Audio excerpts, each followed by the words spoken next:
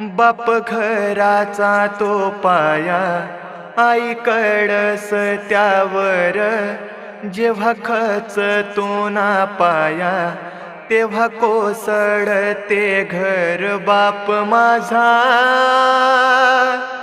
स्वाभिमानी बाना, लाजाळूची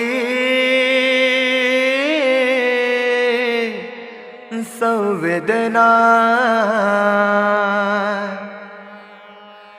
कर्तव्याचे ओझे वाहुनी थकला, कर्तव्याचे ओझे वाहुनी थकला. आधी ताठ तो होता, आता